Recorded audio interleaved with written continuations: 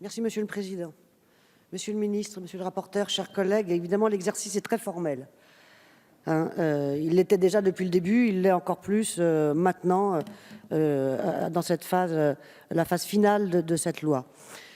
Et c'est vrai que ça fait plusieurs fois moi-même que je m'exprime sur cette loi de règlement, qui en effet résume en quelque sorte le premier exercice budgétaire de votre majorité pour l'année 2018. Alors bien sûr, il y aura quelques redondances, des effets de répétition qui sont agaçants aussi bien pour vous que pour moi, mais bien moins, figurez-vous, bien moins que votre mantra du faire plus avec moins qu'on nous serine depuis des décennies je dis bien. Car en effet, moi je vois passer les majorités, les visages qui changent, mais une politique demeure, celle de l'austérité, de la baisse des dépenses publiques, qui ne débouche que sur l'étranglement de la demande, une explosion de la précarité et des inégalités. Je ne sais pas, vous les voyez certainement comme moi dans votre quotidien. Tous les jours, ça explose. Mais les chiffres aussi sont éloquents. Des dépenses publiques baissent de 1,8% en termes réels, tandis que les prélèvements obligatoires s'effondrent de 16,5 milliards d'euros. C'est un record depuis 2009. Et s'agit-il par cela de soulager nos PME, les TPE, les classes moyennes et modestes, chaque jour un peu plus inquiètes du lendemain? Eh bien, malgré tous les discours officiels qui maquillent votre politique, on ne peut le dire très nettement, non.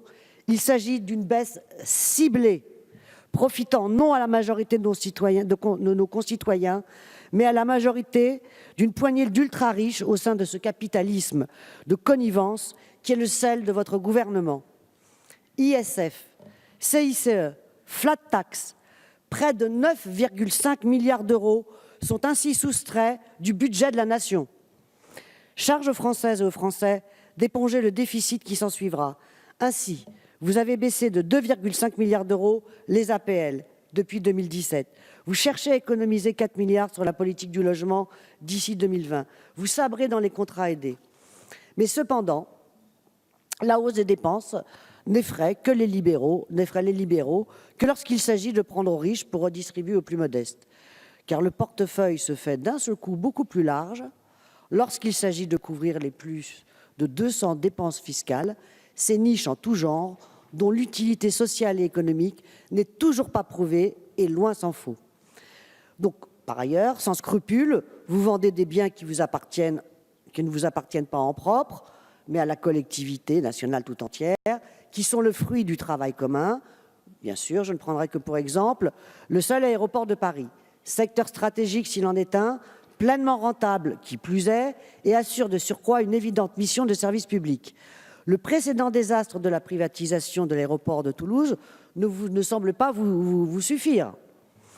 Car par les privatisations, vous entendez abonder votre fameux fonds pour l'innovation.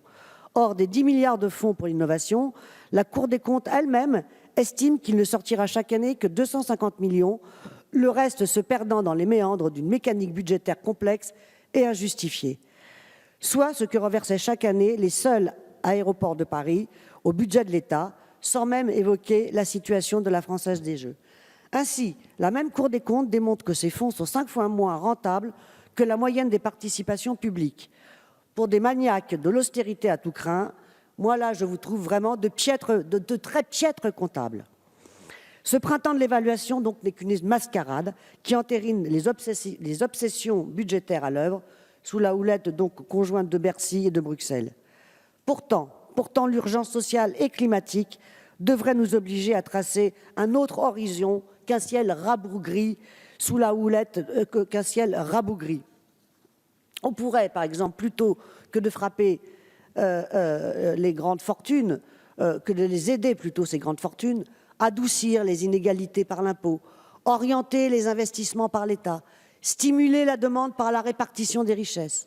Mais non, on préfère cajoler les privilégiés, pointer du doigt les classes populaires et pressuriser les classes moyennes. Alors que d'un côté, vous avez applaudi la jeune Greta il y a quelques jours, eh bien non, vous avez voté le CETA.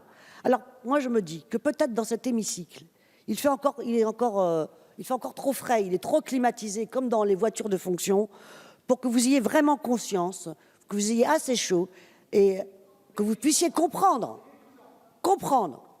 l'urgence climatique.